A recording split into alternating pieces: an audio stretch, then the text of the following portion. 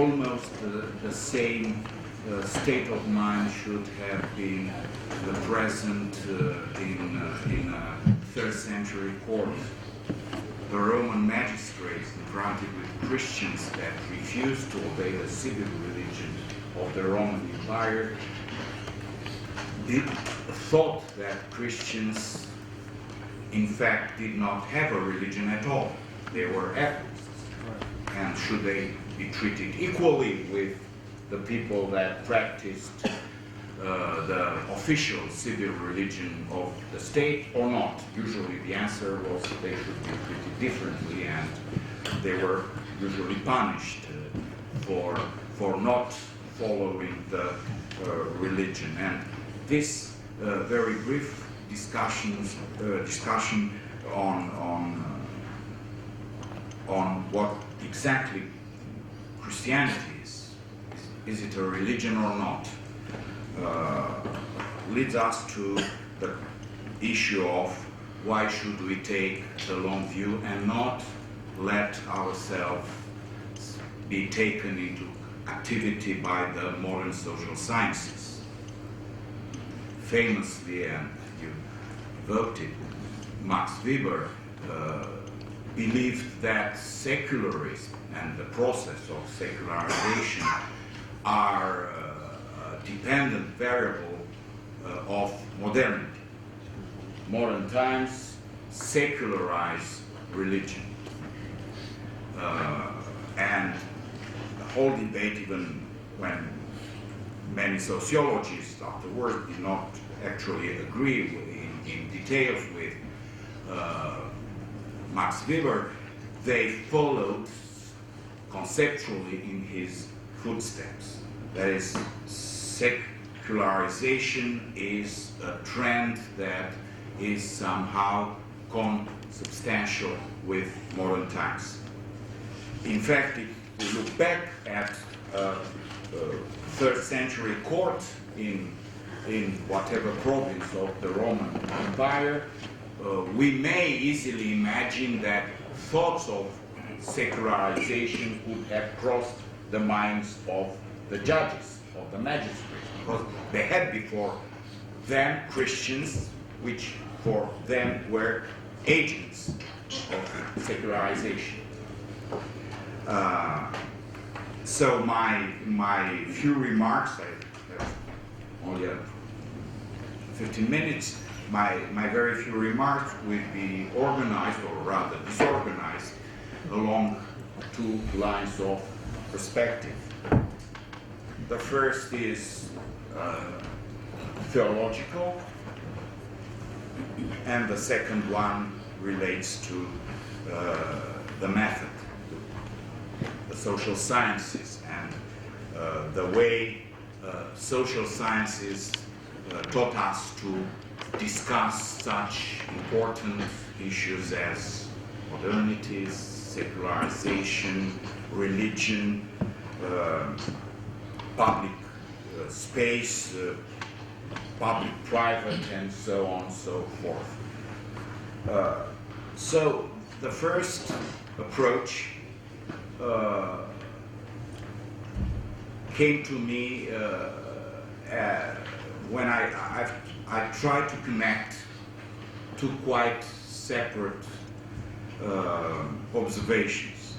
The first one belongs to a 20th century theologian, one of the greatest, Dietrich Bonhoeffer. The second remark or observation, or rather theory, to an American sociologist, Robert Woodman.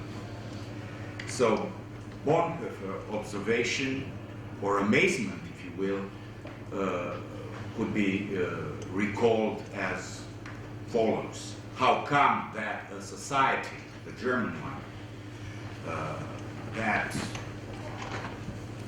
is formed by people born and raised in a Christian culture, and for many centuries, more than a millennium, could behave in such a non-Christian way? Nothing could be more remote from the gospel than what happened in the 30s and 40s around Bonhoeffer. And he was simply amazed. How come that people who claim to be Christians, and actually are, because everything in Germany, the university, the values, the thinking, the family customs, everything has Christian roots, they behave in such a non-Christian way. What's a very brief detour, what's amazing in more recent times, after the demise of communism in this country and in many other countries, Russia and in Poland, in Hungary, everywhere almost, in all countries, to my knowledge at least, is that such a question, a Bonhoefferian question, was not raised. Because all these countries, from East Germany to Russia, from Poland to Bulgaria, consider themselves to be Christian politics, shaped by Christian history, Christian churches, Christian values, Christian language, Christian way of thinking everything, relationships, nature, the body, and everything. And however, totalitarianism was possible, as if the gospel was never heard in this land. People behaved like that. Most people, the vast majority, as in Germany, not some people, but the vast majority of people behaved like that. This is the first question, or the Bonhoeffer amazement question that was not really answered by anyone, as far as I know. And the second observation, or theory, it's more than a simple remark, the Woodner one, goes like that. Shouldn't we consider the Christian churches in Western society, both in Europe and in North America, as core agents of secularization, not as victims, as agencies that were somehow compelled to take part in a historical process they did not want or called for, or they simply endured. It's rather not true, as the churches strived since early modern times, since the 17th century probably, and one of these efforts is called confessionalization. They strived to adopt the way of thinking of the state, of politics, of economy, of anything was out there and was leading the way. It's not that they were victims, but rather followers, and they strive to conform their institutional shapes, their public behavior, and even their personal attitudes when we discuss individual Christians or congregations, groups, to conform them to what the state commanded and pointed out as the right direction. So this would be the first connection I think that should be made. If we consider, and we ought to do that Christianity emerged very much like Judaism before it. It's not a difference. Christianity was the daughter of Judaism in that particular respect, as with the words of Marcel Gauchet, une religion de la sortie de la religion, a religion away from religion. what happened after the 4th century with the Constantinian settlement is that Christianity turned into Christendom, that is, in a civil religion of the medieval world, which had several consequences, 3 in my paper. First, Nativism. Christians tended to consider that the plot of land where they used to bury their fathers and forefathers is their fatherland, and is their patria, and they owe to the fatherland loyalty, reverence, even forms of civil religion. To the dead bodies also, they owe a religion, a connection, and this is true in Europe and everywhere. Peter Berger has a splendid piece of a celebration, supposedly Catholic, of the All Souls Day in Guatemala. And everything turns around as he looks upon the celebration with the eye of the social scientist around a cult of the dead, probably very ancient, pre-Columbian, which is somehow draped in Catholic cloak, vestments, robe. The dead and the dead bodies are the essence of Christian religion, sometimes until the present day. Very much so in the last decades, the living bodies start to become a focus of Christian churches and Christian groups. Stanley Hauerwas observed that both in North America and Western Europe,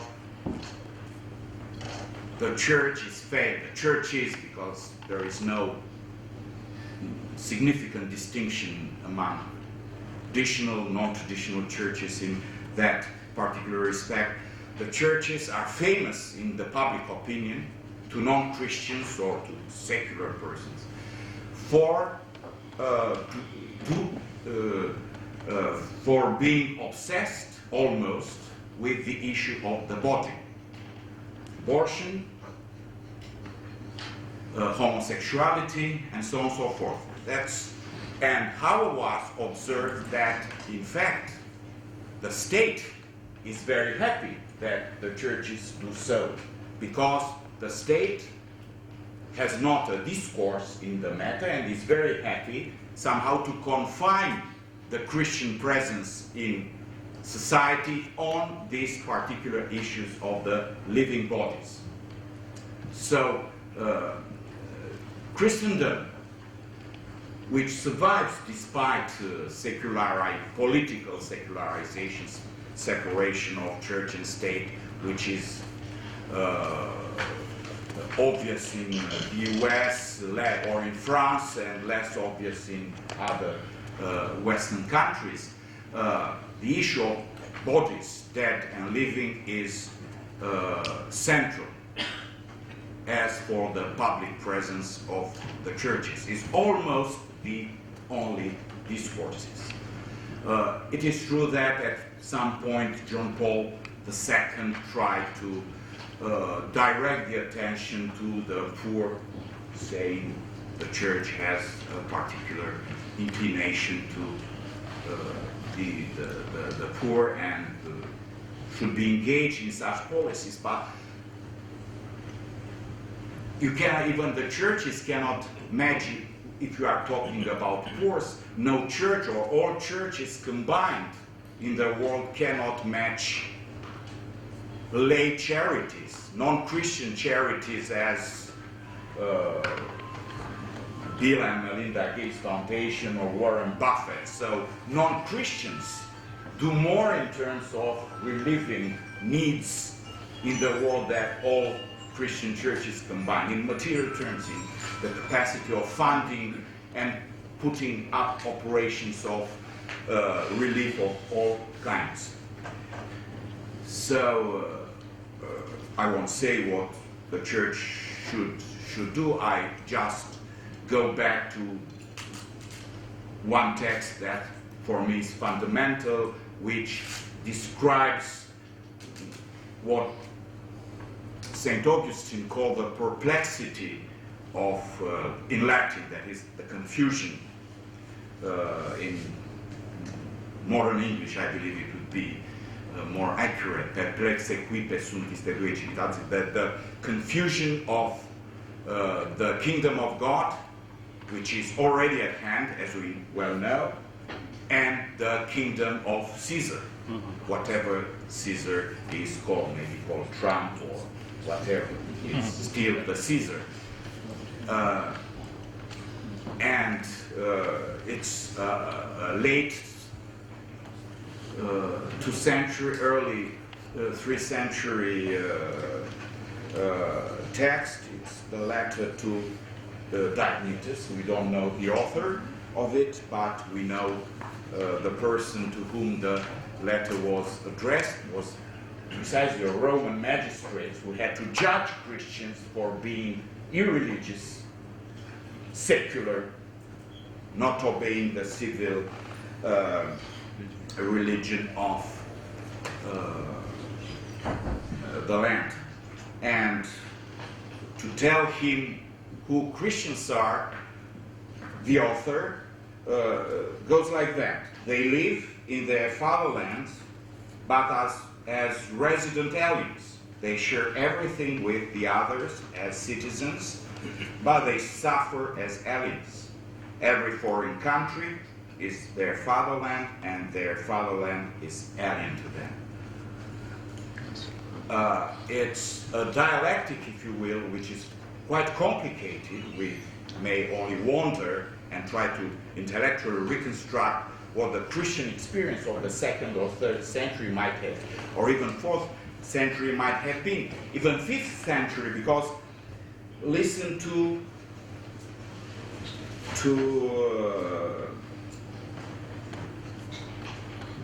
St. John Chrysostom in the 5th century. Quite late, he says, we don't live in our own house.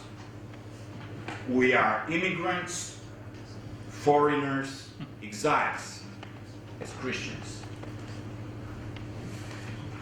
So that is what Christianity turned into. Christendom lost, and secularism may be considered,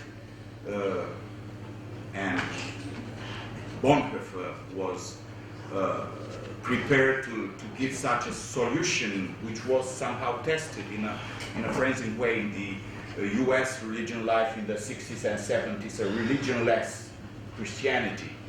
But the starting point for us should be in the political theory of the 17th century. Look, there are authors which are not Christians in particular, rather deists, both of them, which are very blatant about the incompatibility of modern society, already on the verge of becoming modern in the 17th century and 18th century, and Christian faith. I'd say faith and not religion or whatever. John Locke, for instance, in a letter concerning toleration, he says, there is absolutely not such thing under the gospel as a Christian commandment. And Rousseau, much later, echoes, one cannot speak of a Christian republic as the two words are mutually exclusive.